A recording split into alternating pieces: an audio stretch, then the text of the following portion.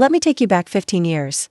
Back when my best friend and her husband were raising 5 kids in a crumbling 4-bedroom rental in one of the most expensive cities in the country. Now, let me paint the picture clearly. The place wasn't just rundown. It was borderline unlivable. We're talking rotting kitchen cabinets, drains that constantly smelled like something crawled in and died, and enough peeling wallpaper to wrap a small car. But it was home. And at $400 a week, still a lot back then, it was all they could afford. The silver lining? Their landlord. A sweet, elderly woman who saw the good in my friends. She believed in giving people a leg up. She'd done it before, helping other tenants buy homes once they could afford it. And she promised my friends that one day this house would be theirs too. She even froze the rent for 5 years. Imagine that, a wealthy property owner who actually cared.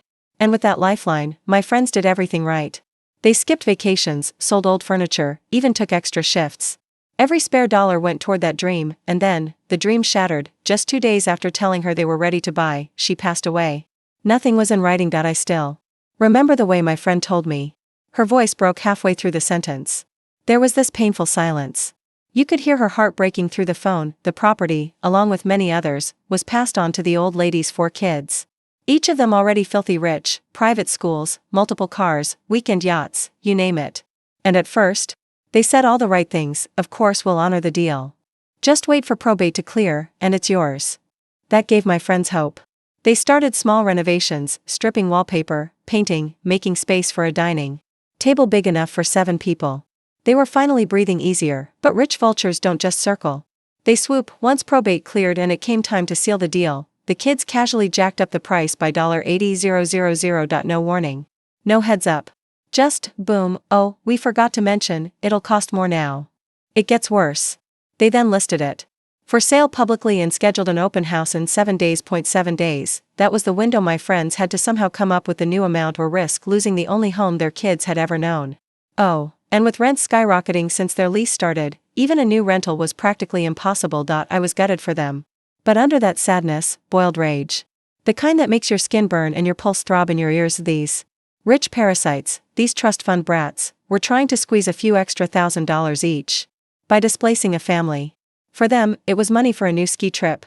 For my friends, it was their entire life. That was the moment I stopped feeling sad and started plotting. I started researching. What makes a property hard to sell? What turns off buyers? What sours an open house? And then, we went to work.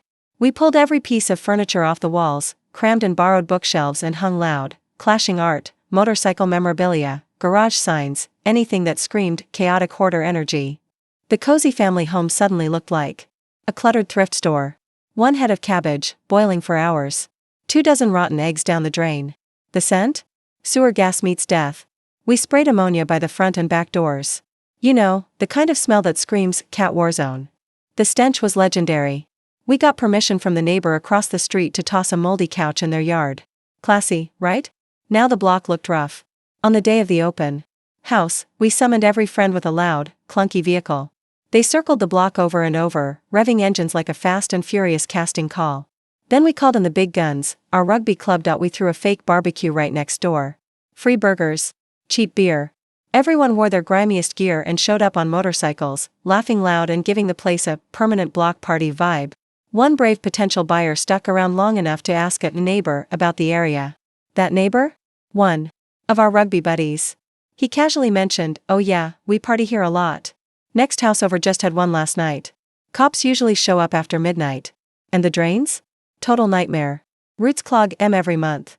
Buyer dipped fast. Only one offer came in after the open house. My friends, sure, it was still above the original price they'd planned for, but nowhere near the $80,000 extra the greedy heirs wanted. They scrambled together the funds, called every favor, dug into every last cent. They submitted their official offer, and just hours later, the rich siblings got an offer from another buyer, $30,000 higher, but it was too late. In our state, once an offer is accepted and contracts are signed, anti-gazumping laws lock that price in. The greedy siblings tried to wriggle out. Too bad. So sad. The ink was dry. They lost out on $30,000. Each of them missed out on a 5-figure payday. All because they couldn't wait 7 days or honor their late mother's word. I would have paid real money to see their entitled little faces when they realized they'd been outsmarted by a bunch of bikers, rugby guys, and cabbage fumes. Justice doesn't always come from a courtroom. Sometimes, it comes from community. From loyalty. From people who've had enough of seeing good folks crushed by greedy hands. Why friends kept their home. And the rich kids? They learn that not everything can be bought or stolen. If that revenge hit you right and the justice feels, give this video a thumbs up and let us know in the comments, what's the most satisfying revenge you've ever witnessed? And hey, subscribe for more emotionally charged stories that prove karma is real and sometimes smells like boiled cabbage.